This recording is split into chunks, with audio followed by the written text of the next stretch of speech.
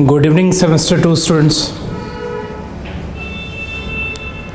हाँ, first of all write down content आप पहले लिख लो, ठीक है। Write down content.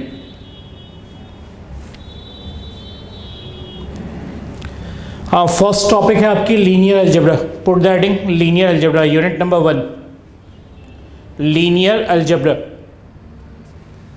और ये जो आपको करने हैं chapter number 12, 13 and 14 from Hammond, ठीक है। Chapter number 12, 13 and 14 unit number 1। Next unit number 2 is calculus. और कैलकुलस का सिलेबस बेसिकली दो पार्ट्स में आपकी डिवाइडेड है। फर्स्ट वन है फंक्शंस ऑफ सेवरल वेरिएबल्स, ठीक है। सेवरल वेरिएबल्स में बेसिकली आपको 2 वेरिएबल्स मेन करने हैं, ऑल्दो 3 और n वेरिएबल्स भी करने, ठीक है, लेकिन कंसंट्रेशन मोस्टली 2 वेरिएबल्स पे ज़्यादा होगी। नेक्स्ट उसका सेकेंड पार्ट है मल्टीवेरिएट ऑप्टिमाइजेशन।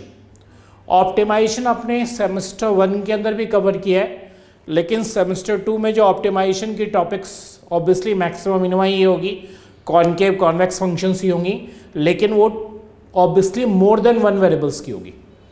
तो ऑप्टिमाइजेशन का टॉपिक उधर भी है आपकी सेमेस्टर 1 में और इधर भी है सेमेस्टर 2 में भी, लेकिन ये सारे 2 वेरिएबल्स वाले हैं, ठीक है। मैक्सिमम मिनिमम कॉनकेव कॉन्वेक्स यहाँ न्यू अटैच होगी, that is quasi concave quasi convex. ये सब टॉपिक्स आपके ऑप्टिमाइजेशन के अंदर होगी। तो बेसिकली 2 यूनिट है। फर्स्ट यूनिट की आपकी वेटेज मैं आपके लिए क्लियरली इंडिकेट कर देता हूँ, 45% है, 45%। और सेकेंड यूनिट की जो वेटेज है उन्होंने कंबाइंड लिख रखी है इस बार के रीडिंग लिस्ट के अंदर, that is 55%। First one 45%, second one 55%। ये दोनों कंबाइंड मिला के आपके 55% होगा और वो फर्स्ट वन आपकी 45%। क्लियर? हाँ, एक दो बातें मैं और आपको बता दूं। रीडिंग आपको हैमंड से ही करनी है, हैमंड छोड़कर कोई और बुक नहीं करनी है। ये सारी बातें मैंने आपको इंडिकेट कर दी। अब जो यहाँ मेन पोजीशन है कि लीनियर अलजेब्रा में टॉपिक्स आपके थोड़े इनलार्ज्ड हैं। ये बेसिकली इसमें 2 फॉर्मेट आपकी, एक तो आपको करना है वेक्टर्स और सेकंड वन करना है मैट्रिसेस। ये 2 टॉपिक आपको लीनियर अलजेब्रा के अंदर कवर करने। मैट्रिसेस में आप ध्यान रखिएगा, मैट्रिसेस में वो टॉपिक्स आपको कवर करना है मेनली जो आपने 12th स्टैंडर्ड में नहीं किया है, ठीक है। जैसे rank of a matrix, linear equation by elementary row operations, ठीक है, eigen values and eigen vectors. तो ये यानी कि मैट्रिसेस का मतलब कतई ये मीनिंग आप नहीं पिक करोगे कि वही एडिशन सब्ट्रैक्शन मल्टीप्लिकेशन इनवर्स निकालने की जरूरत है। वहाँ तक की नॉलेज आपकी अंडरस्टूड है, वहाँ तक के क्वेश्चन नहीं आएगा, ठीक है। ऑल्दो बुक में सारी चीज़ें लिखी हुई है, लेकिन आप वहाँ तक स्किप कर जाओ और जहाँ से आपको समझ में नहीं आता वहाँ से स्टार्ट हो जाओ, ठीक है। कि भाई आपको लगा कि ये टॉपिक मैंने 12th में नहीं किया, ऑब्वियसली वो पार्ट करना होगा आपको। वेक्टर्स के अंदर तो मैं बहुत सारी चीज़ें अभी बताने जा रहा हूँ आपको, ठीक है। सेवरल वेरिएबल्स में मैंने आपको बातें समझाई कि मेन कंसंट्रेशन 2 वेरिएबल्स है, ठीक है। तो 2 वेरिएबल्स के टॉपिक आपको करने पड़ेंगे। और मल्टीवेरिएट ऑप्टिमाइजेशन में ऑलरेडी मैंने आपको बता दिया, concave convex function and so on. Clear? अब आ जाओ कि करोगे आप कैसे। एक बार मैं आपको आपकी रीडिंग लिस्ट में ये दिखा देता हूँ, वो एक बार चेक कर लो आप। ये आपकी रीडिंग लिस्ट है। हाँ, ये डेट ऑफ मीटिंग है 28 नवंबर 2024 की। क्लियर? और सेमेस्टर 2 की आपकी मैथ्स की ये रीडिंग लिस्ट।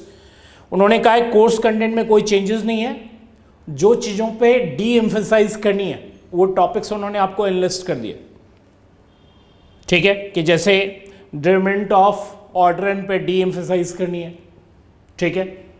ऐसे ही रूल्स फॉर डिटरमिनेंट पे ध्यान नहीं देना है, ये सब बातें उन्होंने क्लियरली इंडिकेट कर रखी है।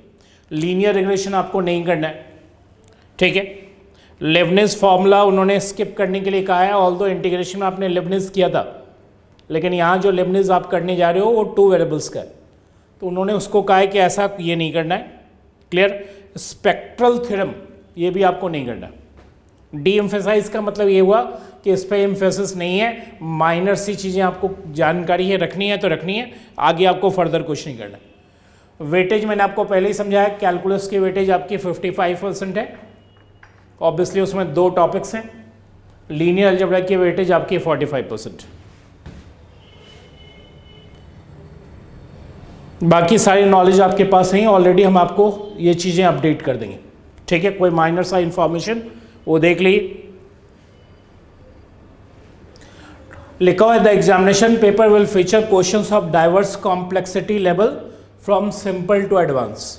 ऑल्दो सिंपल क्या आएगा ये कहना बड़ा मुश्किल है, जो भी क्वेश्चन होगा वो ठीक ठाक स्टैंडर्ड का होगा। क्लियर? बाकी सब वेटेज ये सब लिख के उन्होंने दिया आपको, आपको इसको कैरी ऑन रखनी। अब आपको जो हमारी तरफ से प्रोवाइड किया जाएगा वो बेसिकली हर एक टॉपिक से रिलेटेड क्वेश्चंस, जैसे मैं आपको एक बार दिखा रहा हूँ, ये आपकी वेक्टर्स की टॉपिक है। अभी मैं लीनियर अलजेब्रा स्टार्ट करूँगा जिसमें कि हम वेक्टर्स और मैट्रिसेस की बात करने जा रहे हैं। तो पहले तो हम वेक्टर्स की बात करेंगे, मैट्रिसेस उसके बाद का टर्म होगा। तो ये वेक्टर्स एक पार्ट करोगे आप। वेक्टर्स के अंदर बहुत सारा कंटेंट है जो आपको कवर करना है। ये सारे कंटेंट्स आपको वेक्टर्स के अंदर करने हैं। और जब वेक्टर्स आपकी ओवर हो जाएगी तो फिर आपकी मैट्रिसेस वाली पार्ट स्टार्ट होगी। यानी कि मैट्रिक्स वाले पार्ट में जो आपने 12th स्टैंडर्ड तक किया है उसके में जो मैट्रिसेस का आएगा यदि कोई क्वेश्चन, तो बेसिकली प्रूफ का कोई क्वेश्चन होगा। जैसे matrix is symmetric, matrix is skew symmetric, data वाला कोई क्वेश्चन नहीं होगा। तो ये यानी कि पहले इनिशियली प्रूफ के क्वेश्चंस होंगे, ठीक है?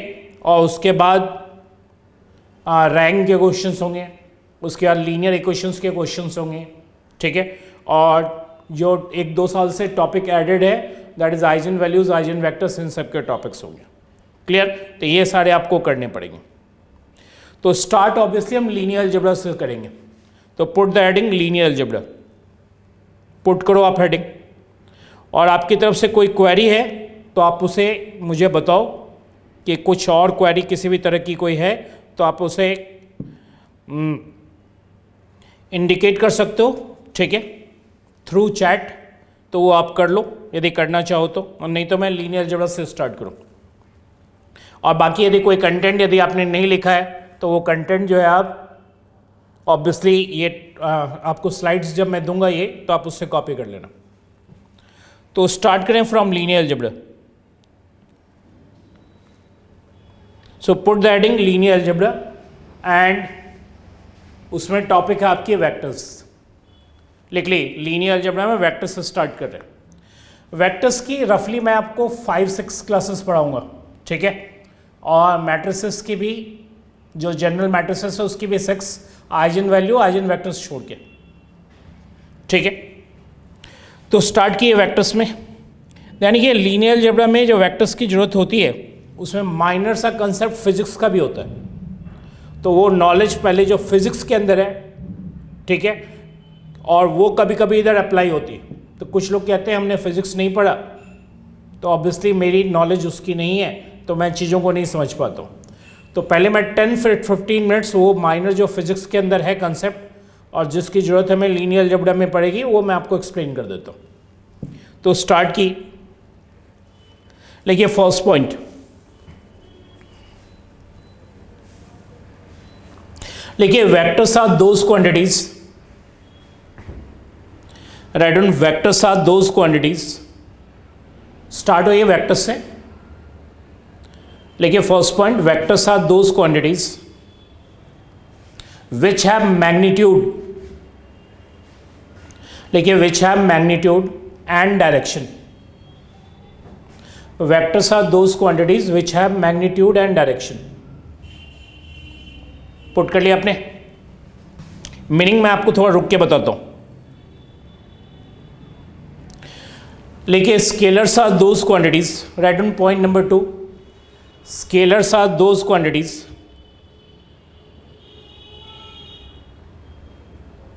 scalars are those quantities which have magnitude only, देखिए which have magnitude only, मतलब आप वेक्टर्स के अंदर मैग्नीट्यूड एंड डायरेक्शन दोनों होता है और स्केलर्स के अंदर ओनली मैग्नीट्यूड होती है।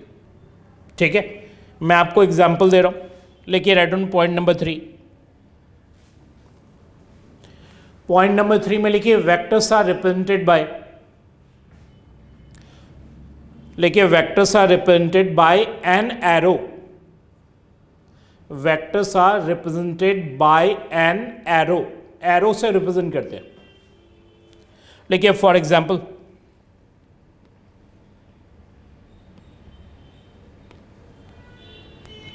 लिखिए फॉर एग्जांपल हमारे पास है 10 मीटर ईस्ट। ठीक है, क्लियर, ये मुझे रिप्रेजेंट करना है। पहले तो ये पिक करो कि ये वेक्टर है या नहीं। ऑब्वियसली इसके अंदर मैग्नीट्यूड भी है और डायरेक्शन भी है, तो जब भी मैग्नीट्यूड एंड डायरेक्शन होगा तो वेक्टर। यदि हम सिर्फ 10 मीटर की बात करते तो ये स्केलर होता। ये दोनों के बीच का डिफरेंस क्लियर कर लो आप। तो ये 10 मीटर ईस्ट है, तो यदि मुझे ये रिप्रेजेंट करना है तो एक सिंपल सी बात करनी है मुझे। आपके नॉलेज में होगा ही कि ये आपका नॉर्थ है, ये साउथ है, ये ईस्ट है, ये वेस्ट है। ये नॉलेज में आपके पहले से ही है। मुझे 10 मीटर ईस्ट रिप्रेजेंट करना है, तो 10 मीटर की लाइन तो मैं ड्रॉ नहीं कर सकता, या मैं 1 सेंटीमीटर की लाइन ड्रॉ करूंगा जो ऑब्वियसली 10 मीटर को रिप्रेजेंट करेगा, और डायरेक्शन मैं ईस्ट का दूंगा। ये डायरेक्शन आपकी ईस्ट की है, तो आपको कुछ नहीं करना है, 1 सेंटीमीटर का लाइन ड्रॉ करना है और डायरेक्शन उसके ईस्ट को दे देना है। ये आपकी 10 मीटर ईस्ट रिप्रेजेंट की, और मैंने आपसे कहा vectors are represented by an arrow. यहाँ 1 सेंटीमीटर आपकी 10 मीटर है और डायरेक्शन ऑब्वियसली ईस्ट की है। क्लियर, ये आपकी ईस्ट की डायरेक्शन। नेक्स्ट एक और एग्जांपल ले लेते हैं। जैसे लिखा हुआ है 20 मीटर ईस्ट, तो ऑब्वियसली आपको 2 सेंटीमीटर की लाइन ड्रॉ करनी है और ईस्ट का डायरेक्शन देना है। तो vectors are represented by an arrow. Arrow से हम रिप्रेजेंट कर रहे हैं, ठीक है, जहां एरो की लेंथ मैग्नीट्यूड को रिप्रेजेंट करेगी, डायरेक्शन तो जिस तरफ का होगा वो आपको इंडिकेट करना पड़ेगा। क्लियर, अब आ जाइए नेक्स्ट। ये 2 पॉइंट क्लियर है आपको, इसमें किसी तरह का कोई कंफ्यूजन तो नहीं। तो मैंने आपसे क्या कहा, वेक्टर्स में मैग्नीट्यूड एंड डायरेक्शन होता है, स्केलर्स में ओनली मैग्नीट्यूड होता है। जैसे 10 मीटर 20 मीटर ये सब ओनली मैग्नीट्यूड। अब आइए नेक्स्ट पॉइंट। नेक्स्ट है इक्वालिटी ऑफ वेक्टर्स।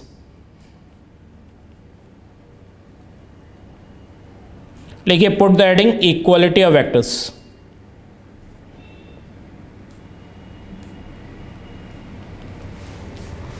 इसमें लिखो 2 वेक्टर्स TWO2। लिखिए 2 vectors are said to be, लिखिए 2 vectors are said to be equal.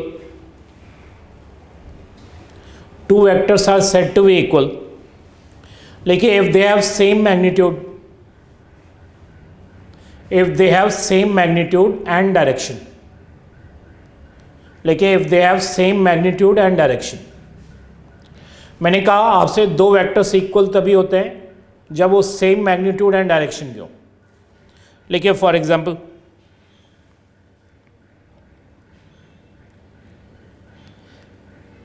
जैसे मुझे सपोज 10 मीटर ईस्ट रिप्रेजेंट करना है या 10 मीटर नॉर्थ ईस्ट रिप्रेजेंट करना है, तो ये आपकी नॉर्थ हुई, ये ईस्ट हुई।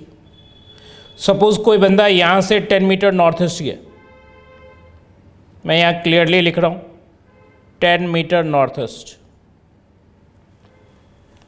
ये आपका नॉर्थ है, ये ईस्ट है, ऑब्वियसली 10 मीटर नॉर्थ ईस्ट गया। या सपोज इस जगह से कोई 10 मीटर नॉर्थ ईस्ट गया। ये दोनों वेक्टर्स इक्वल हैं आपके, क्योंकि रीज़न ना आपने डायरेक्शन में कोई चेंज की है ना लेंथ में कोई चेंज की है। क्लियर, तो ये यानी कि ये दोनों वेक्टर्स से इक्वल माने जाएंगे। ठीक है, तो ये 10 मीटर नॉर्थ ईस्ट है, ये भी 10 मीटर नॉर्थ ईस्ट है। ये दोनों वेक्टर्स आपके इक्वल हैं क्योंकि दोनों का मैग्नीट्यूड सेम है, दोनों का डायरेक्शन सेम है।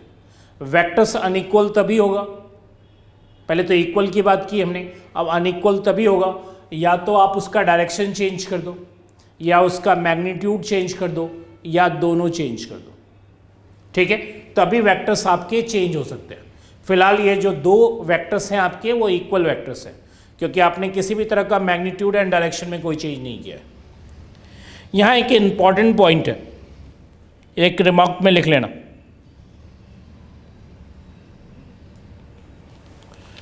रिमार्क में लिखो if a vector is displaced, if a vector is displaced parallel to itself, लेकिन if a vector is displaced parallel to itself it does not change, if a vector is displaced parallel to itself it does not change। लेकिन आपने vectors को यदि आप parallelly shift करोगे तो vectors में कोई चेंजेस नहीं मानी जाती, ठीक है। जैसे ये 10 मीटर नॉर्थ ईस्ट है, इसको आप डिस्प्लेस करके यहाँ रख दो इस वेक्टर को, या नीचे रख दो या कहीं और रख दो, वेक्टर्स में किसी तरह का कोई चेंज नहीं होगा, क्योंकि रीज़न आपने मैग्नीट्यूड में कोई चेंज नहीं किया है, डायरेक्शन में कोई चेंज नहीं किया है। तो एक वेक्टर को आप डिस्प्लेस करके कहीं भी ले आ सकते हो। तो ये आपकी 10 मीटर नॉर्थ ईस्ट है, ये भी 10 मीटर नॉर्थ ईस्ट है, यहाँ रखो यहाँ रखो यहाँ रखो, जब तक आप मैग्नीट्यूड एंड डायरेक्शन में कोई चेंज नहीं करते वेक्टर में किसी भी तरह का कोई चेंज नहीं माना जाएगा। नेक्स्ट और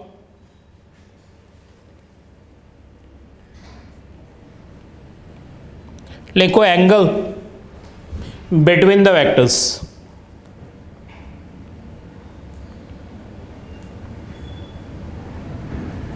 right on angle between the vectors. दो वेक्टर्स के बीच का एंगल हम देखने जा रहे हैं, ठीक है। कैसे देखेंगे वो आपसे क्लियर करने जा रहे हैं।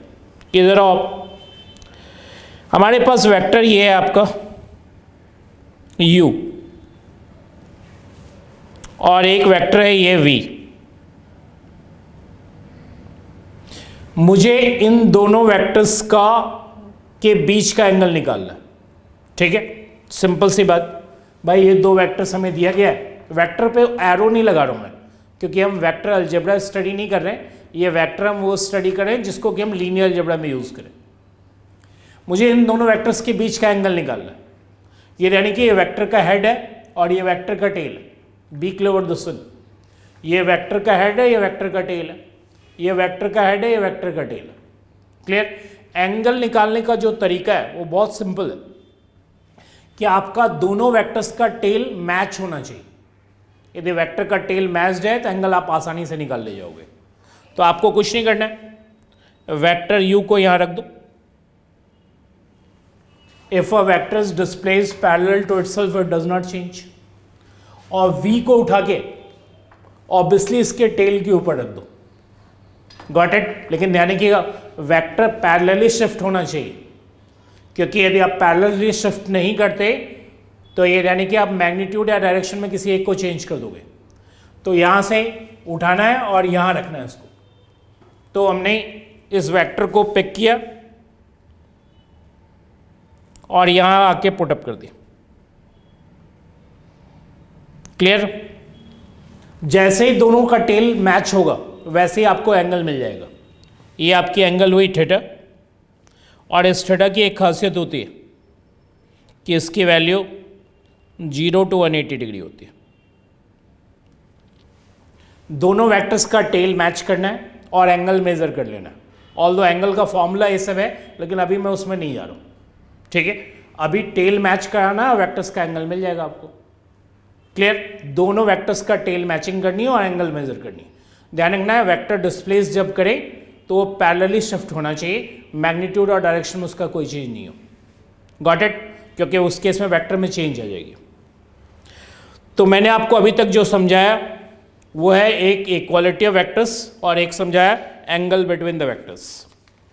अब नेक्स्ट आइए लेके एडिशन ऑफ वेक्टर्स।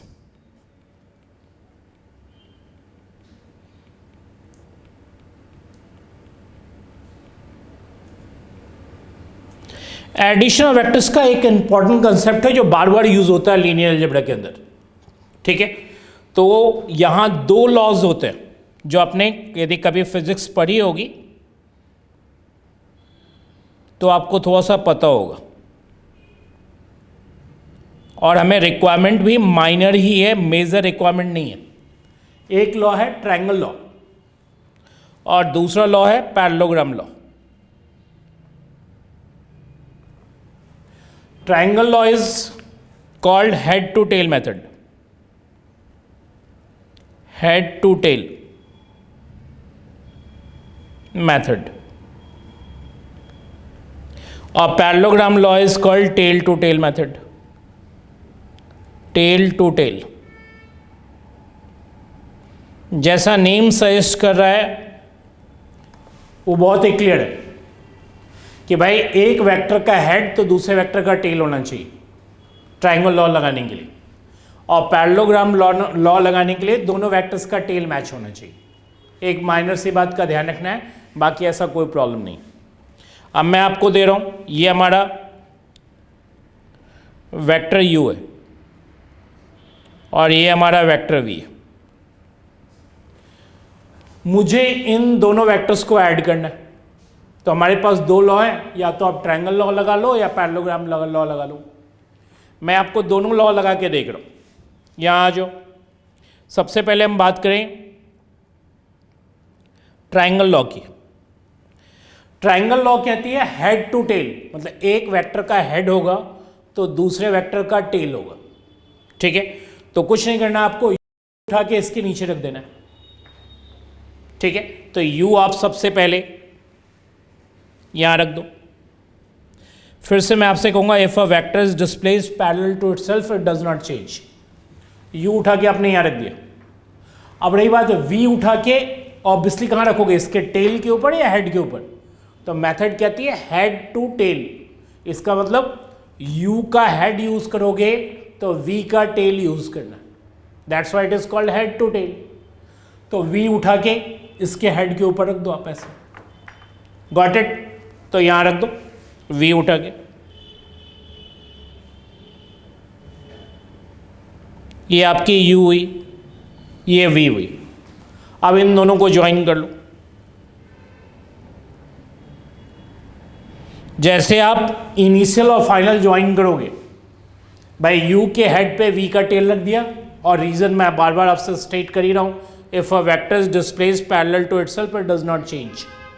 तो आपने u रखा, v को उठा के इसके ऊपर रख दिया, गॉट इट। जैसे ही आपने रखा और इनिशियल फाइनल जब भी आप मिलाओगे, क्योंकि वेक्टर तो विदाउट एरो होती नहीं, तो आप जैसे ही मैच करोगे तो आपको ये मिल जाएगा इन दोनों वेक्टर्स का एडिशन। तो ये आपकी हो गई u प्लस v। कोई problem? Head to tail method clear है। अब आइए टेल टू टेल मेथड।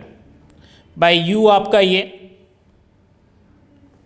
अब v को उठा के ऑब्वियसली इसके हेड के ऊपर नहीं रखना, टेल के ऊपर रखना है, क्योंकि मेथड टेल टू टेल है। तो आप v उठा के इसके टेल के ऊपर रख दो। तो यहां हमने रख दिया।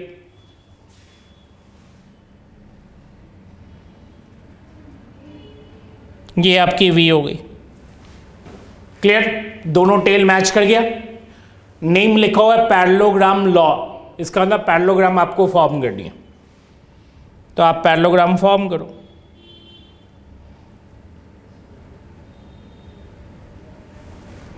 और यहां ज्वाइन कर दो। ये आपकी u प्लस v होगी, क्लियर। ये यानी कि जितनी मैग्नीट्यूड इसकी होगी उतनी ही मैग्नीट्यूड इसकी भी होगी, और जो डायरेक्शन इसका होगा सेम डायरेक्शन उसका भी होगा, किसी भी तरह का कोई डिफरेंस नहीं होगा। यहाँ यदि कोई डिफरेंस आपको दिख रहा है तो वो डिफरेंस इसलिए दिख रहा है क्योंकि हमने इसे प्रॉपर स्केल से नहीं बनाया, लेकिन आप प्रॉपर स्केल से बनाओ तो किसी भी तरह का कोई डिफरेंस नहीं होगा। ठीक है, क्लियर। तो ये ध्यान रखिएगा कि ये u है, ये v है, दोनों को ऐड करने का तरीका, प्रोसेस मैंने आपको समझा दिया, पैरेललोग्राम लॉ भी मैंने आपको समझा दिया।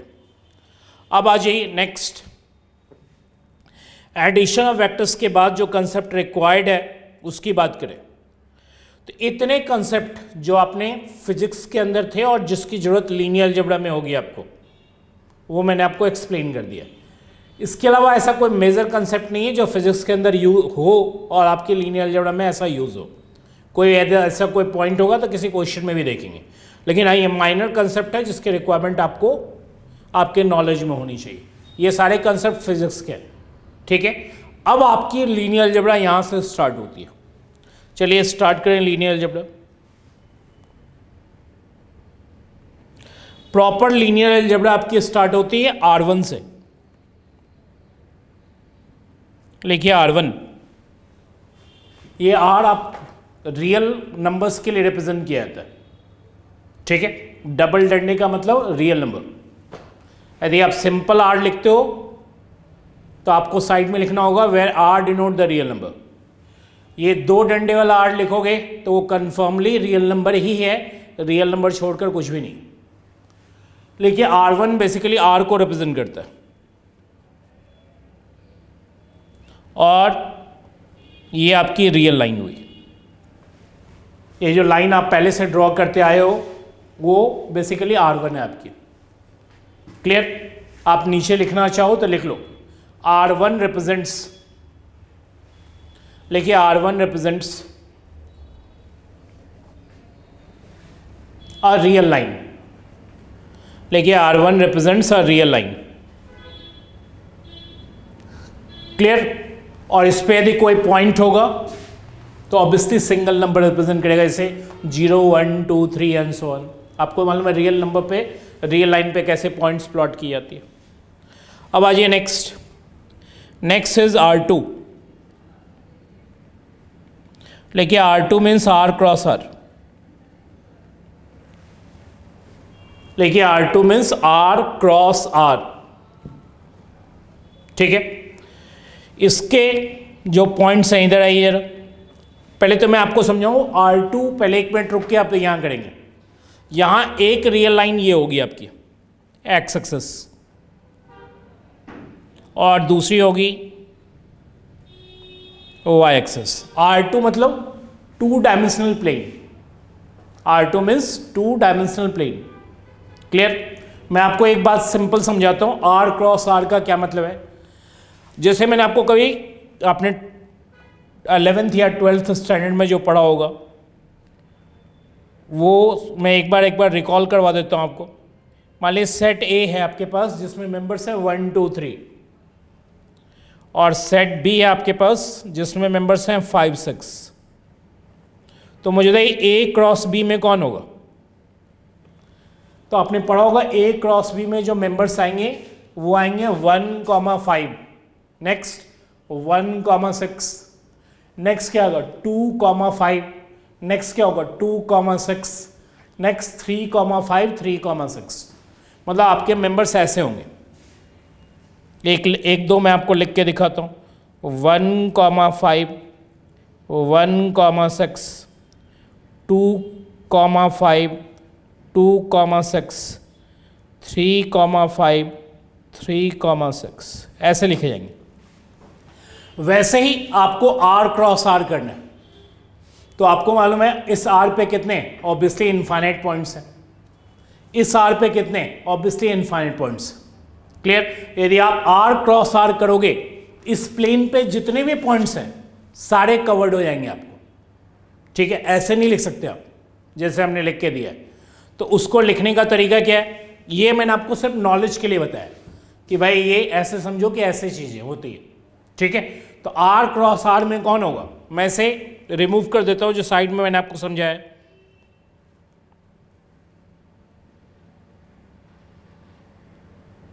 तो R क्रॉस R में जो आपके मेंबर्स होंगे वैसे ही होंगे जैसे मैंने आपको बताया 1,5 जैसे।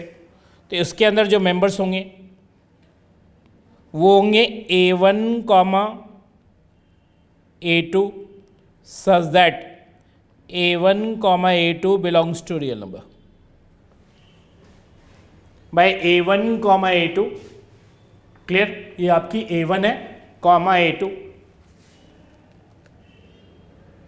such that A1, A2 belongs to real number.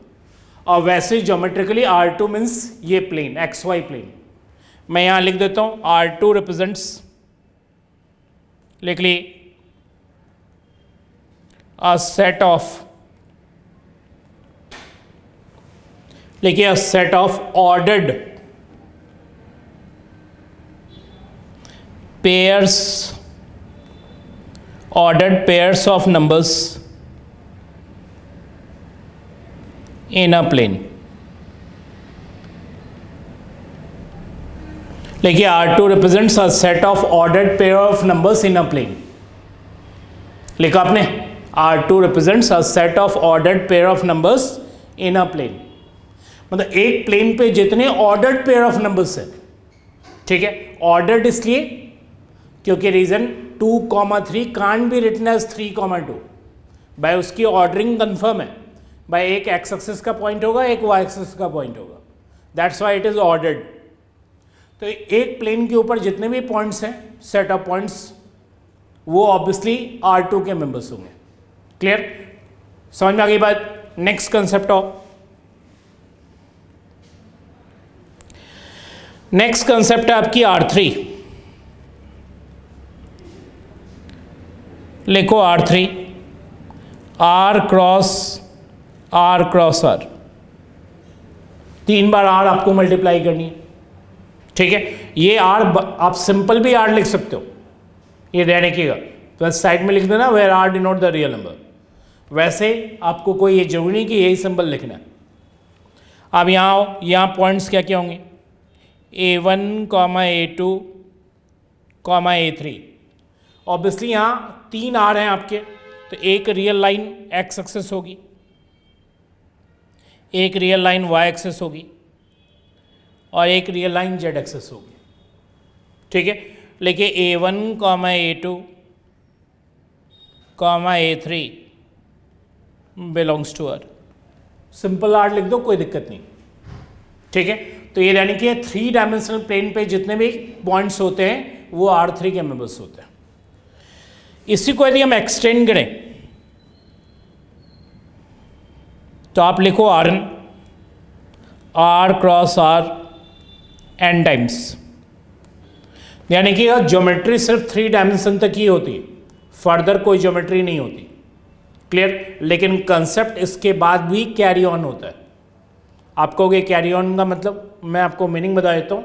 जैसे demand function is govern by, एक तो खुद के प्राइस से गवर्न होती है, इनकम से गवर्न होती है, प्राइस ऑफ रिलेटेड गुड्स से गवर्न होती है, ठीक है, हैबिट्स से गवर्न होती है एंड सो ऑन. तो भाई 3 फैक्टर तक तो हम ज्योमेट्रिकली उसे ड्रॉ करते हैं, लेकिन 4-5 फैक्टर्स होंगे या 6 फैक्टर्स होंगे तो वो सब Rn के पार्ट होंगे.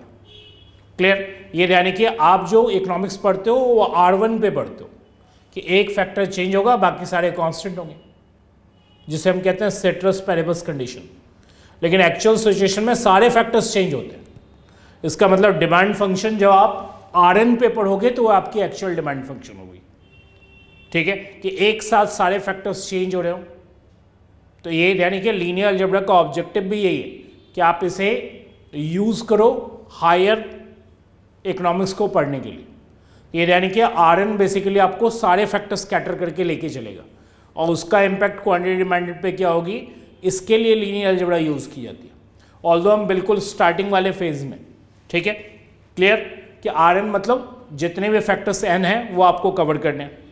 यहाँ लिख लिए, यहाँ A1, A2, An such that A1, A2 dot An belongs to real number. यानी कि जब भी Rn की हम बात कर रहे हैं तो उसमें 2 भी है, 3 भी है और n फैक्टर्स भी है, ये सब उसके अंदर इंक्लूड होंगे. क्लियर. लेकिन यानी कि ज्योमेट्री की यदि आप बात करोगे तो R2 तक की ज्योमेट्री तो आप क्लियर रखोगे, लेकिन R3 की ज्योमेट्री भी आप ड्रॉ कर सकते हो. ऑल्दो यहाँ R3 की ज्योमेट्री ड्रॉ करना इतना ईजी नहीं है. यहाँ जितने भी पॉइंट्स होंगे उसमें एक x कंपोनेंट है, एक y कंपोनेंट है, एक z कंपोनेंट है. z कंपोनेंट जहाँ भी आएगा वो पॉइंट आपका एयर में चला जाएगा, और जैसे पॉइंट एयर में गया तो आप उसकी ड्राइंग नहीं कर सकते. तो यदि आप ड्राइंग से लीनियर अलजेब्रा मीन्स लाइंस की अलजेब्रा, स्टार्ट कंसेप्ट ऐसे ही हुई थी, फिर फर्दर उसके ऊपर कई सारी चीज़ें ऐड हुई. मतलब पहले लाइंस की अलजेब्रा से वो स्टार्ट हुई थी, तभी तो मैंने आपको फिजिक्स पढ़ाया थोड़ी देर के लिए कि भाई पहले लाइंस की अलजेब्रा से वो स्टार्ट हुई थी और धीरे धीरे उसमें फर्दर कंसेप्ट्स ऐड होते गए. तो इसका मतलब कोई भी चीज़ आपको जो मैं कह रहा हूँ वो लाइंस में क्या मीनिंग होती है वो आपके नॉलेज में होनी चाहिए, क्योंकि वहीं से समझ पाओगे आप चीज़ें के मूव कैसे हो रही।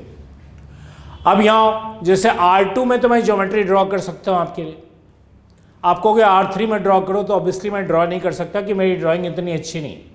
और वैसे भी पॉइंट एयर में एयर वाले पॉइंट्स को ड्रॉ करना इतना ईजी नहीं है, ये बेसिकली कंप्यूटर्स आपको उसको बेटर रिप्रेजेंट कर सकता है। ठीक है, तो R3 में मैं आपको कोई चीज़ एक्सप्लेन नहीं करूँगा, मुझे ज्योमेट्रिकली कुछ भी एक्सप्लेन करना होगा, ऑब्वियसली सारी चीज़ें ज्योमेट्री बेस्ड है, तो मैं R2 का हेल्प लूँगा। नेक्स्ट है, तो मैंने आपको समझा दिया R1 रियल लाइन है, R2 2 डायमेंशनल प्लेन है, रादर सिंपली प्लेन है, R3 3 डायमेंशनल प्लेन है। R3 के बाद कोई ज्योमेट्री नहीं होती, लेकिन कंसेप्ट कैरी ऑन है, ये आपकी Rn है जिसमें आपके n फैक्टर्स इंक्लूड होंगे। अब आ जाइए नेक्स्ट,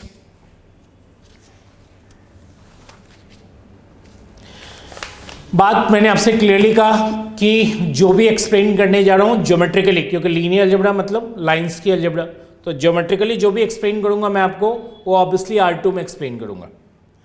तो स्टार्ट की सबसे पहले पुट द हेडिंग ज्योमेट्रिकल, लिखिए मीनिंग ऑफ R2।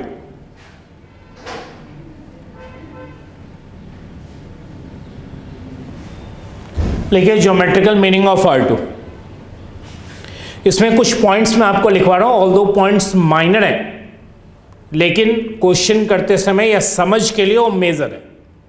ठीक है, कोई भी पॉइंट्स आपको लगेगा तो जनरल पॉइंट है यार, लेकिन हाँ यदि आप उसकी ज्योमेट्री चेक करोगे तो वो मेजर पॉइंट होगी आपकी। लिखिए फर्स्ट वन, लिखिए each point in a plane, each point in a plane is determined by,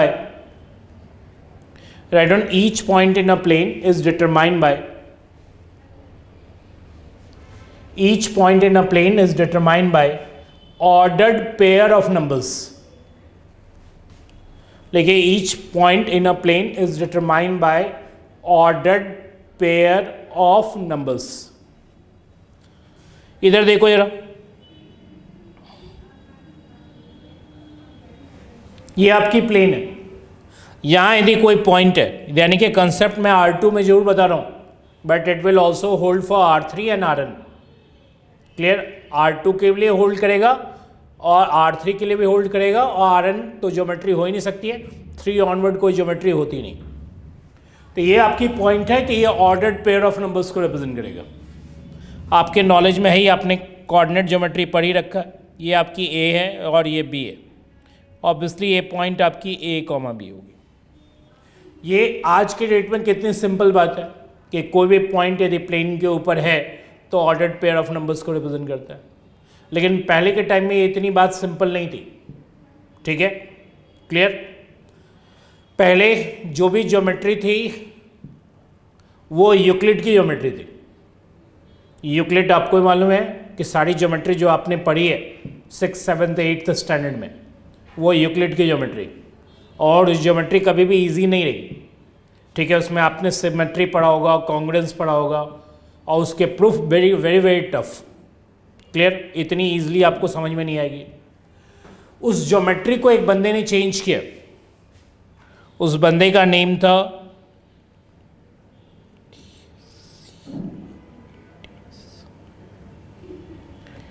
ये बंदा था जिसने उसे चेंज किया, DESCRATES, इसे हम पढ़ते हैं डेकार्टे। ये बहुत बड़ा मैथमेटिशियन भी था और फिलोसफर भी था। क्लियर, उसने ये कंसेप्ट लेके आया कि हर एक पॉइंट जो प्लेन के ऊपर है वो ऑर्डर्ड पेयर ऑफ नंबर्स को रिप्रेजेंट करता है, और उसके बाद पूरी ज्योमेट्री जो यूक्लिड की थी वो चेंज हो गई, और उस ज्योमेट्री में लोगों को उतनी प्रॉब्लम नहीं होती। ठीक है, और वो ज्योमेट्री है कोऑर्डिनेट ज्योमेट्री। तभी इस पर्सन का नेम से स्टार्ट होती है ज्योमेट्री। आपने पढ़ा होगा Cartesian system of rectangular coordinates, तो लोग कहते हैं कार्टेशियन क्या है, तो वो बेसिकली डेकार्टे का कार्ट है जो उसने, क्योंकि उस ज्योमेट्री को कन्वर्ट किया। डेकार्टे के बारे में कहा जाता है कि वो एक बार कभी बीमार था, ठीक है, और बीमार था तो ऑब्वियसली वो जो अपने बैड फेज में था, तो जो पोजीशन थी उसके अकॉर्डिंग उसे एक बात कभी नॉलेज में आई, जैसे ना होता है बीमार होते हैं तो लोग सीलिंग की तरफ देखते रहते हैं, ऊपर की तरफ ऐसे करके, ठीक है, वेट करते रहते हैं मैं कब ठीक हूँ। तो उसने सीलिंग के ऊपर मक्खियों की मूवमेंट देखी, और मक्खियों की मूवमेंट देखने के साथ उसे एक बात समझ में आई कि हर एक मक्खी जो है वो एक ऑर्डर्ड पेयर ऑफ नंबर्स को रिप्रेजेंट करता है, जो सीलिंग के ऊपर उसने देखी। जैसे उसे समझ में आई, कैसे, ऐसे ही समझ में आई कि ये है और ये भी है। जैसे उसे समझ में आई कि भाई हर एक मक्खी जो सीलिंग के ऊपर है वो ऑर्डर्ड पेयर ऑफ नंबर्स को रिप्रेजेंट करता है, तो फिर तो भाई उसके बाद तो उसने लाइन लगा दी चीज़ों को सॉल्व करने की। फिर उसने दो मक्खियों के बीच का डिस्टेंस निकाल लिया बाय डिस्टेंस फार्मूला। आप डिस्टेंस फार्मूला पढ़े ही हो, ठीक है, क्या होता है। ऑब्वियसली यूक्लिड की ज्योमेट्रीज को उसने एक न्यू डायमेंशन दी, ठीक है, बस उसको सिर्फ एक बात समझ में आई कि हर एक मक्खी जो सीलिंग के ऊपर है वो ऑर्डर्ड पेयर ऑफ नंबर्स को रिप्रेजेंट करता है, और इसके समझ में आते ही पूरी ज्योमेट्री उसने चेंज कर दी, ठीक है। फिर दो मक्खियों के बीच का डिस्टेंस निकाल लिया, फिर section formula and so on, सारी चीज़ें उसने कर दी। तो इसलिए उस बंदे का नेम है कि हर एक पॉइंट जो प्लेन के ऊपर है वो ऑर्डर्ड पेयर ऑफ नंबर्स को रिप्रेजेंट करता है। अब आ जाइए नेक्स्ट, पॉइंट नंबर 2 मैं आपके लिए एक्सप्लेन कर रहा हूं। लिखिए the point A comma B, लिखिए the point A comma B, ऐसा लिखना है आपको। लिखिए geometrically means, the point A comma B geometrically means line joining origin to A comma B, line joining origin to A comma B, ठीक है। ये मैं आपको इंडिकेट कर देता हूं, ए कॉमा बी यदि कोई पॉइंट है तो इसका meaning line joining origin to this one है, यही इंडिकेट कर लिए, ज़्यादा अच्छा रहेगा। मान लीजिए 3,4 कोई पॉइंट है तो इसका मतलब लाइन ज्वाइनिंग ऑरिजिन टू 3,4 है। 5,6 कोई पॉइंट है तो लाइन ज्वाइनिंग ऑरिजिन टू 5,6। लिखिए थर्ड वन, लिखिए the geometrical point A comma B, the geometrical point A comma B is also represented by, लिखिए the geometrical point A comma B is also represented by column matrix। मैं आपके लिए लिख देता हूं column matrix, या कुछ लोग कहते हैं column vector। लिखिए column vector AB, मतलब आप इस पॉइंट को ऐसे भी लिख सकते हो।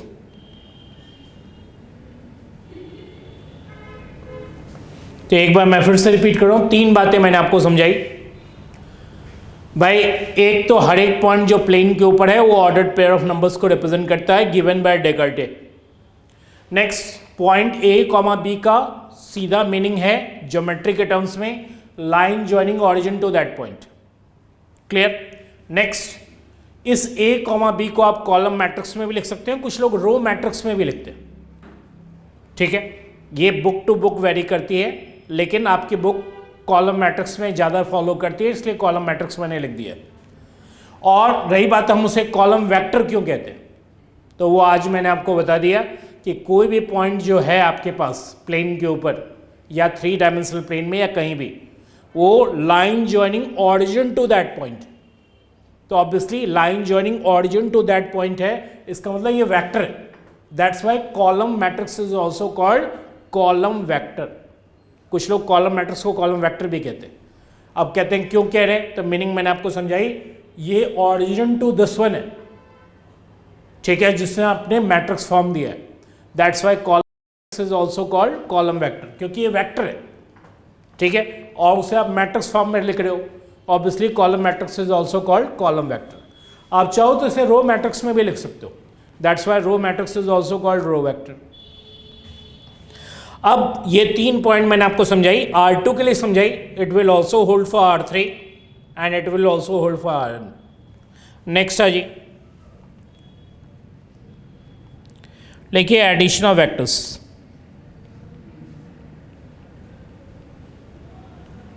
यानी कि आज का कंसेप्ट थोड़ा छोटा छोटा ही मैं आपको बताऊंगा, ठीक है, लेकिन मीनिंगफुल कंसेप्ट बताऊंगा, और साथ में हर चीज़ मैं ट्राई करूंगा कि मैं आपको उसे लीनियर अलजेब्रा मतलब लाइंस की अलजेब्रा में एक्सप्लेन कर सकूं। देखिए right down, let u is equal to 2,0। आप इसे कॉलम मैट्रिक्स में भी लिख सकते हो 2 0, और लिखिए v इज इक्वल टू 0,2। आप इसे भी कॉलम मैट्रिक्स में लिख सकते हो। अब कुछ नहीं करना है, इन दोनों को ऐड करना है आपको। ऐड करोगे तो क्या आएगा, 2 0 प्लस 0 2। आपको मैट्रिक्स एडिशन आता ही है, ये आपकी हो जाएगी 2 2, दैट इज 2,2। ऑब्वियसली इस एडिशन के लिए मैंने आपको यही बात नहीं समझाई भाई, मैं जो भी एक्सप्लेन कर रहा हूं वो लाइंस के टर्म्स में क्या मीनिंग होती है वो मैं आपको बताऊंगा। क्लियर? एडिशन ऑफ वेक्टर्स में किसको ऐड नहीं करने आता है भाई, जिसने भी मैट्रिक्स पढ़ रखी है वो सबको ऐड करने आता है, ठीक है, लेकिन एक्चुअल में क्या हो रहा है लाइंस के टर्म्स में वो मैं आपको एक्सप्लेन करने के लिए मैंने ये कंसेप्ट लिया है। तो मुझे बताओ 2,0 कहते हुए मुझे प्लॉट करना है, तो obviously line joining origin to 2,0 होगा। भाई मैंने आपसे क्या कहा, किसी भी पॉइंट का यही मीनिंग है, line joining origin to that point. ऐसे ही 0,2 है, इसका भी यही मीनिंग है, line joining origin to that point. ये आपका वेक्टर u है, ये आपका वेक्टर v है, दोनों आपकी रिप्रेजेंट हो गई। अब रही बात ये u प्लस v कैसे रिप्रेजेंट होगी, ठीक है, दोनों वेक्टर मैंने रिप्रेजेंट कर दी। अब मुझे बताओ कि यहाँ कौन सा लॉ लग रहा है, दोनों वेक्टर्स का टेल अटैच्ड है, तो जब भी दोनों वेक्टर्स का टेल अटैच्ड होगा तो पैरेललोग्राम लॉ लगेगा, और एक वेक्टर का हेड होगा दूसरे वेक्टर का टेल होगा तो आपके ट्रायंगल लॉ लगेगी, ठीक है। अभी तो फिलहाल दोनों वेक्टर्स का टेल अटैच्ड है, तो ऑब्वियसली कौन सा लॉ लगेगा, पैरेललोग्राम लॉ लगेगा। तो पैरेललोग्राम फॉर्म कर लो।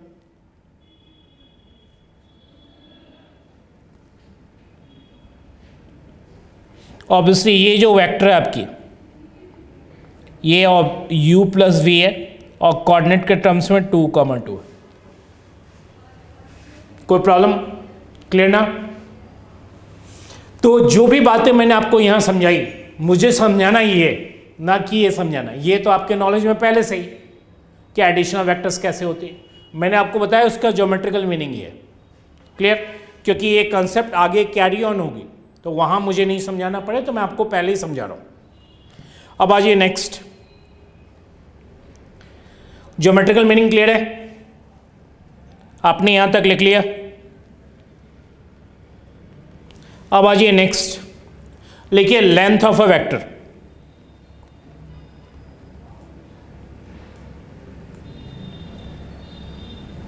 Write down length of a vector, that sometimes also called norm of a vector।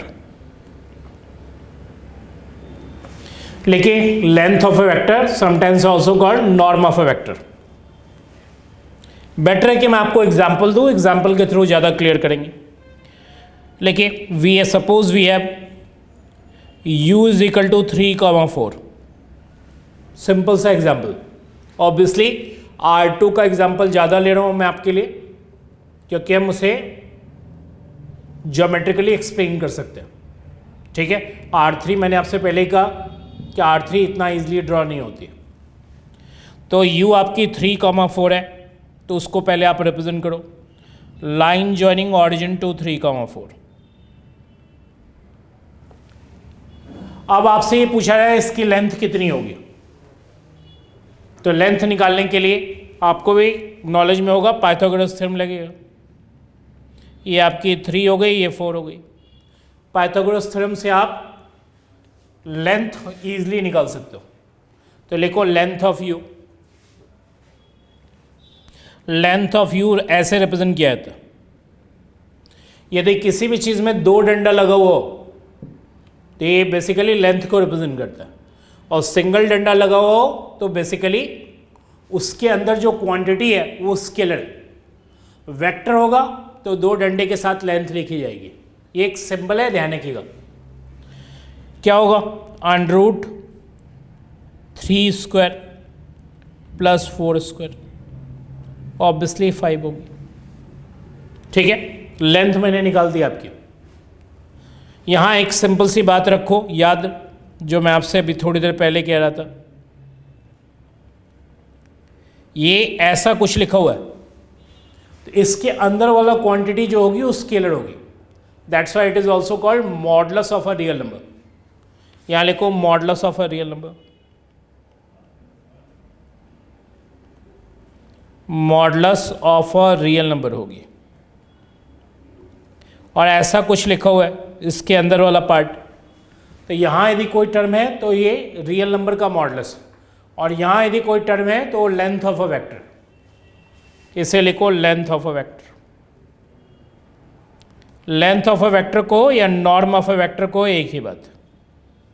तो यहाँ यदि कोई टर्म है उसका क्या मीनिंग है, यहाँ कोई टर्म है तो इसका क्या मीनिंग है। क्लियर है यहाँ तक? अब आ जाइए नेक्स्ट। तो उसके अकॉर्डिंग यदि आप एक तो ये पॉइंट समझो, दूसरा पॉइंट ये समझो कि यदि u हमारा a कॉमा b है तो मुझे बताओ लेंथ ऑफ u क्या होगा?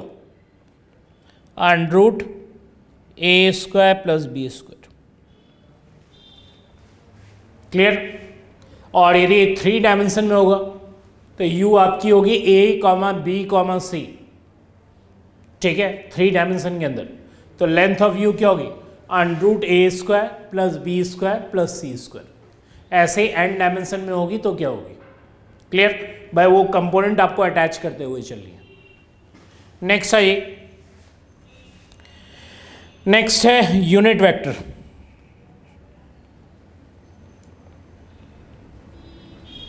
लिखिए यूनिट वेक्टर।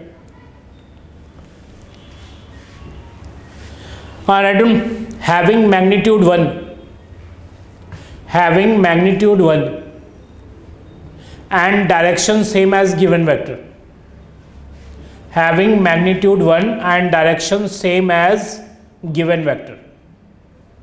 मतलब 1 लेंथ की होगी, डायरेक्शन वही होगी जो गिवन वेक्टर का डायरेक्शन। बेटर है, अभी जो मैंने आपको कंसेप्ट कराया इसी को कैरी ऑन करते हैं। देखिए for example u is equal to 3,4। Length of u आपने निकाला, that is 3 square plus 4 square, that is 5। यहाँ देखो यार ज्योमेट्रिकली क्या रिप्रेजेंट कर रही है, ये 3 है, ऑब्वियसली ये 5 लेंथ की आपकी। भाई मैंने आपको लिखवाया यूनिट वेक्टर मतलब magnitude 1 direction same as given vector. तो ये आपकी 5 लेंथ की है, आप इसे 1 लेंथ का कन्वर्ट कर दो। तो 1 लेंथ का कन्वर्ट करने के लिए इस 5 लेंथ को हम 5 से डिवाइड देंगे। ठीक है, तो किसी भी वेक्टर को यूनिट वेक्टर में कन्वर्ट करने का जो तरीका है वो ये है कि आपकी उस वेक्टर की जो लेंथ है उससे उसको डिवाइड दे दो। ठीक है, तो यूनिट वेक्टर में कन्वर्ट हो जाएगा। तो लिखो नेक्स्ट लाइन, लिखो x is equal to u को उसके लेंथ से डिवाइड दे दो। लिखो where x is unit vector. हमने लेंथ से डिवाइड दे दी तो यूनिट वेक्टर में चला गया। ठीक है, इस केस में वो क्या होगा, तो मुझे बताइए लेंथ कितनी है 5। तो आप यदि 1/5 कॉमा 3/4 करोगे तो ये आपकी हो जाएगी 3/5 कॉमा 4/5। ये आपकी लेंथ होगी, ये आपकी 3,4 थी। ठीक है, 1 लेंथ का आप इसे बनाओगे तो रफली ये पोजीशन होगी। ये मैंने एरो यहाँ लगा दिया। ये यूनिट वेक्टर आपकी होगी having length 1 and direction same as given vector. तो कुछ नहीं करना है, वेक्टर u को उसके लेंथ से डिवाइड दे देनी है, ऑटोमेटिकली वो यूनिट वेक्टर में चला जाएगा। अब आ जाइए जहाँ से आपकी एक्चुअल कंसेप्ट स्टार्ट होती है, जो एग्जामिनेशन में जिसके पूछे जाने के थोड़े बहुत चांसेस है। क्लियर? थोड़े बहुत चांसेस इसलिए क्योंकि रीज़न कोर्स का कंटेंट आपका वेक्टर्स में काफ़ी इंक्रीज है, मैट्रिसेस में पहले उतनी इंक्रीज नहीं थी, तो क्वेश्चन की पॉसिबिलिटी ज़्यादा बनती थी। अब ज़्यादा इंक्रीज है तो आप सब टॉपिक को कवर तो करने के लिए थोड़ा सा उनको ये करना पड़ता है, लेकिन स्टिल ये वेरी वेरी इंपॉर्टेंट टॉपिक है, क्वेश्चन से रूल्ड आउट नहीं है। अब जो कंसेप्ट मैं आपको समझाने जा रहा हूँ वो एक्चुअल कंसेप्ट है आपकी। लिखो स्केलर प्रोडक्ट।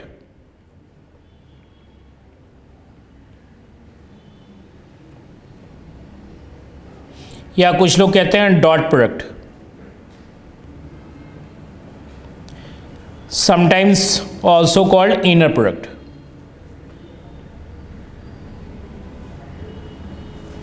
लेकिन स्केलर प्रोडक्ट या डॉट प्रोडक्ट या इनर प्रोडक्ट ऑफ वेक्टर्स, ठीक है। पहले तो मैं आपको जनरल इंफॉर्मेशन दूं, लिखो let u is equal to x1 y1। Obviously R2 में एग्जांपल दे रहा हूं, लेकिन v is equal to x2 y2। यदि आपको डॉट प्रोडक्ट निकालना है तो u डॉट v निकालना, that's why it is also called dot product.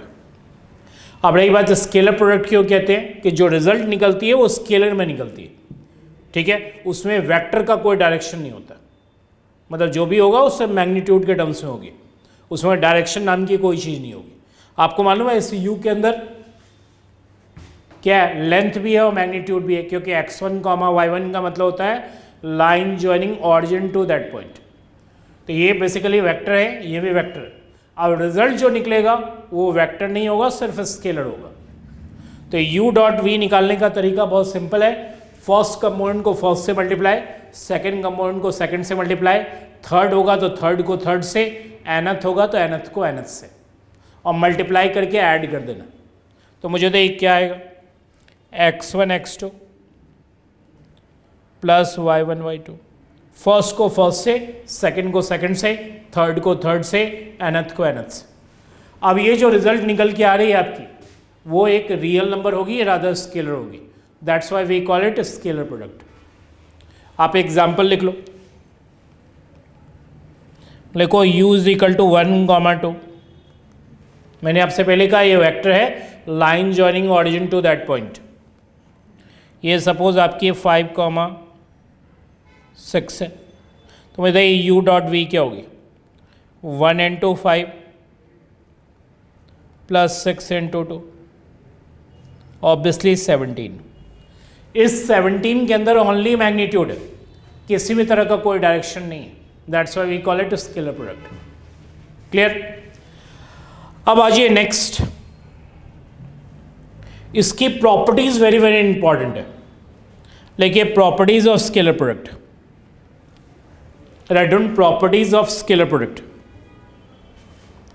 लेकिन उसमें first one u dot u is equal to length of u square होता है।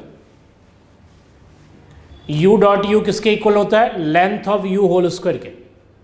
वेरी वेरी इंपॉर्टेंट प्रॉपर्टी, ठीक है। जब क्वेश्चन आपसे नहीं सॉल्व हो रहा हो कि भाई कोई क्वेश्चन आया नहीं सॉल्व हो रहा है, तो आप इस प्रॉपर्टी को रिकॉल करना, आपका जरूर सॉल्व हो जाएगा। मैं इसकी प्रूफिंग कर देता हूं, इंपॉर्टेंट तो है ही। लिखो let u is equal to x1 x2 xn belongs to Rn। लिख लिया आपने। प्रूफ हमेशा आपको Rn पे करनी है, R2 R3 पे प्रूफ नहीं करनी। आगे लिखो u डॉट u, यहाँ लिखो x1 से लेकर xn तक डॉट x1 से लेकर xn तक। आपको मालूम है प्रॉपर्टी क्या कहती है, फर्स्ट कंपोनेंट को फर्स्ट से मल्टीप्लाई। यहाँ x2 भी मुझे लिखना चाहिए था, x2 डॉट डॉट xn, यहाँ भी x2 लिखना चाहिए था, लेकिन अंडरस्टूड यदि है तो कोई प्रॉब्लम नहीं। फर्स्ट को फर्स्ट से मल्टीप्लाई कर दो, क्या आ जाएगा, x1 स्क्वायर।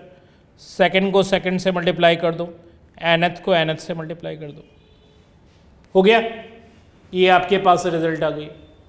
ऑब्वियसली यदि आप लेंथ ऑफ यू निकालोगे, यहां तक आपने निकाल लिया, लेंथ ऑफ यू क्या होगा, x1 स्क्वायर से लेकर xn स्क्वायर का अंडर रूट। अभी मैंने आपसे कहा था ना under root 3 square plus under root 4 square, और length of you whole square निकालोगे तो आपको यही टर्म मिलेगा, x1 square x2 square plus xn square. आप इसे कह सकते हो ये आपकी LHS है और ये आपकी RHS। यदि आप LHS RHS देखो तो ये दोनों आपके इक्वल है, लेकिन therefore LHS is equal to RHS।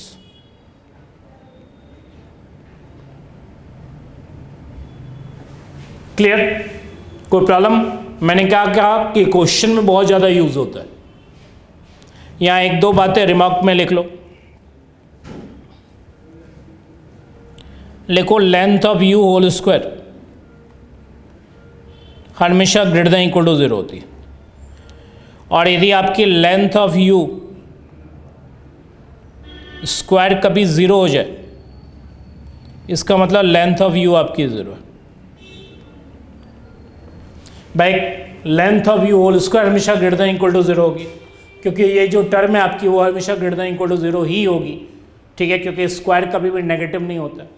और कभी लेंथ ऑफ यू स्क्वायर यदि आपकी 0 है, इसका मतलब आपकी लेंथ ऑफ यू 0 है, रादर से यू 0 है, ये आपकी यू 0 है। क्लियर? क्योंकि u 0 होगा तभी आपकी लेंथ 0 होगी, बाकी कभी भी लेंथ 0 नहीं हो सकती है। अब आइए प्रॉपर्टी नंबर 2, लेकिन u dot we is equal to v dot u होता है, लेकिन वेर साइड में मैं लिख देता हूं u and v are vectors.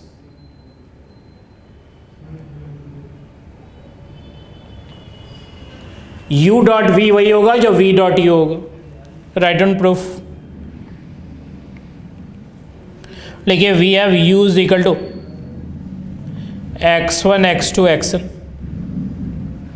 Belongs to Rn and v is equal to y1 से लेकर yn तक, y1 y2 yn belongs to Rn। अब निकालो u dot v. u dot v बिल्कुल सिंपल होगा, x1 y1 x2 y2 xn yn। कोई problem यहाँ तक? आप इसे रिवर्स करके भी लिख सकते हो, by x1 y1 can be also written as y1 x1, ऐसे ही y2 x2, next yn xn। ये आपकी पहला वाला टर्म y1 से लेकर yn तक हो गई, y1 y2 yn, और दूसरा वाला टर्म x1 x2 xn हो गई। ऑब्वियसली पहला जो ये टर्म है ये आपकी v है और वो टर्म आपकी u है, तो ये आपकी v डॉट यू हो जाएगी। तो u डॉट v किसके इक्वल हुआ? v डॉट यू के इक्वल हुआ। ऐसे ही आप खुद से करना, थर्ड वन कि u प्लस वी डॉट डब्लू is equal to u dot डब्लू v डॉट डब्लू, where u v w are vectors. आप u ले लेना x1 x2 xn, v ले लेना y1 y2 yn, और w ले लेना z1 z2 zn। पहले u और v ऐड कर लेना, फिर w से डॉट कराना। तो u और v ऐड कर लोगे तो x1 प्लस y1 होगा, x2 प्लस y2 होगा, xn प्लस yn होगा, डॉट w से कराना, और ये आपकी LHS हो जाएगी। ऐसे ही आप RHS निकालना, आपको LHS RHS इक्वल मिल जाएगा। मेरे हिसाब से कोई टफ प्रूफ नहीं है, इजी प्रूफ है, तो इजी है तो आप खुद से भी कर सकते हो। लिखो fourth one, k u dot we is equal to k u dot v. लिखो where k is scalar and u and v are vectors. U and we are vectors. भाई के कोई रियल नंबर है, ठीक है, तो के u dot we करोगे, you तो आप लोगे वही x1 x2 xn, क्लियर, और वी लोगे y1 y2 yn, और फिर करोगे तो आपको ये मिल जाएगा। लिखो फिफ्थ वन, लिखो if U and we are orthogonal, लिखो if U and we are orthogonal,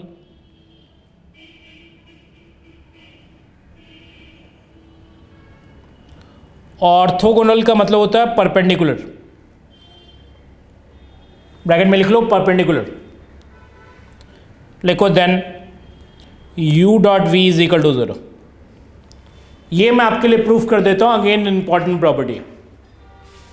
लिखिए प्रूफ, सबसे पहले डायग्राम बनाओ, ये आपकी u है, ये आपकी v है, ये ऑब्वियसली इन दोनों के बीच में एंगल 90 डिग्री है, दे आर परपेंडिकुलर। अब रही बात उस केस में u डॉट वी 0 होगी, ये कह रहा है, और इसका यूज़ भी बहुत ज़्यादा होता है। तो आपको करना क्या है, इन वेक्टर को ज्वाइन कर लो, या तो u वाला यहाँ ज्वाइन करोगे, आपको मालूम वेक्टर कैसे रिप्रेजेंट करते हैं, एक जगह हेड लगाना और एक जगह टेल लगाना है, सॉरी एक जगह हेड लगाना है, टेल वाली पोजीशन आपकी यहाँ।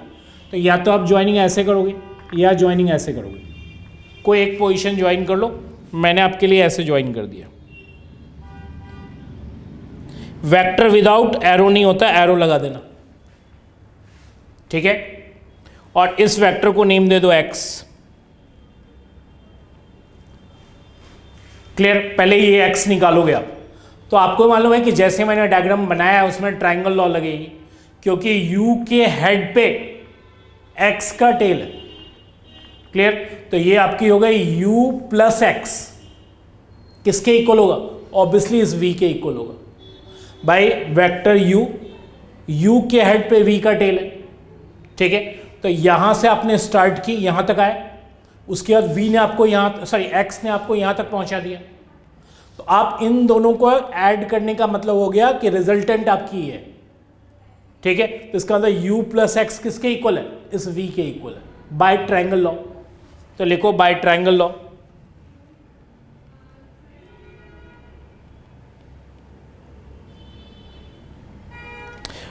u plus x is equal to v, so x is equal to क्या होगा, v माइनस यू। भाई u प्लस एक्स आपकी v है, तो ऑब्वियसली x क्या है, v माइनस यू, यहां लिख दो v माइनस यू। अब आपको पाइथागोरस थ्योरम आता ही है, पाइथागोरस थ्योरम लगाओ। पाइथागोरस थ्योरम क्या कहती है कि भाई परपेंडिकुलर स्क्वायर प्लस बेस का square is equal to hypotenuse square. तो लिखो by Pythagoras theorem, length of v whole square, length of u whole square is equal to length of v minus u whole square, ठीक है। जो भी लिखना है वो लेंथ में लिखना है, क्योंकि आप वेक्टर में हो। अभी मैंने आपको प्रॉपर्टी नंबर 1 समझाया कि लेंथ ऑफ v स्क्वायर होता है v dot v, length of u square होगा u डॉट यू, ये आपकी होगी v minus u dot v minus u. तो नेक्स्ट लिखो, this is equal to v dot v plus u dot u, यहाँ multiply करो, आपकी टर्म आएगी v dot v, next minus v dot u minus u dot v plus u dot u. इनको multiply करना है, v dot v minus v dot u minus u dot v, minus minus plus हो जाएगा u dot you. Obviously ये दो terms आपके cancel out हो जाएंगे, ये और ये कैंसिल आउट। और मैंने आपको थोड़ी देर पहले समझाया कि v डॉट यू और u डॉट वी में कोई डिफरेंस नहीं होता, there is no difference between v dot u and u dot v. तो ये आपकी हो गई जाएगी 0 is equal to minus 2 u dot v. तो मुझे देखिए u डॉट वी क्या आ गया, ऑब्वियसली 0। तो ये रही वेक्टर्स आपस में परपेंडिकुलर हों, रादर से ऑर्थोगोनल हो, तो u डॉट वी 0 होती है। अब एक दो माइनर बातें और मैं आपको बताऊंगा, उससे ज़्यादा की रिक्वायरमेंट नहीं होगी आपको। तो ये 5 प्रॉपर्टीज़ आप बिल्कुल याद रखेंगे, ये बिल्कुल आपके काम की चीज़ है। एक माइनर सा इंफॉर्मेशन मैं आपको बता रहा हूँ, उस पर ध्यान दो, और ये कभी आपके एग्जामिनेशन में क्वेश्चन भी आया था।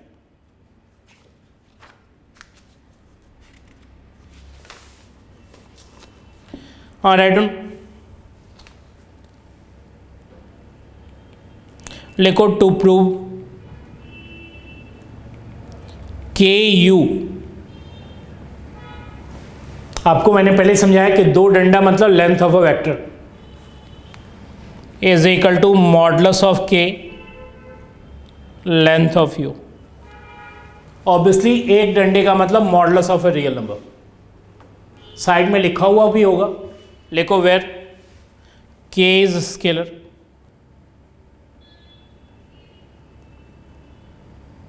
And u is vector.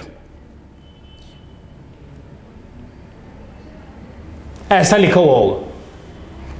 Proof करने का तरीका मैंने आपको जो समझाया है, यानी कि स्केलर प्रोडक्ट की सिर्फ 5 प्रॉपर्टीज़ हैं, जिसमें फर्स्ट वन मैंने आपको प्रूफ कराया, सेकंड वन प्रूफ कराया, थर्ड फोर्थ मैंने आपको होमवर्क दिया है, और फिफ्थ मैंने आपको प्रूफ ये करा दिया। उसी प्रॉपर्टी को यूज़ करके ये क्वेश्चन आप कर सकते हो। स्टार्ट करो, जैसे मैंने आपको समझाया वैसे ही करना है। लिखो let u is equal to x1 x2 xn, ठीक है। तो मुझे बताइए के यू क्या होगा, के x1 के x2 के xn। लेंथ ऑफ के यू निकालो। आपको मैंने समझाया कि लेंथ निकालने का तरीका है फर्स्ट कंपोनेंट का स्क्वायर, सेकेंड कंपोनेंट का स्क्वायर, ऐसे ही nth कंपोनेंट का स्क्वायर, ठीक है। आप इसमें से के स्क्वायर कॉमन ले लो,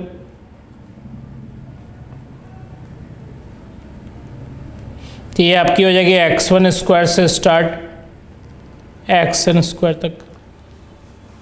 कोई प्रॉब्लम?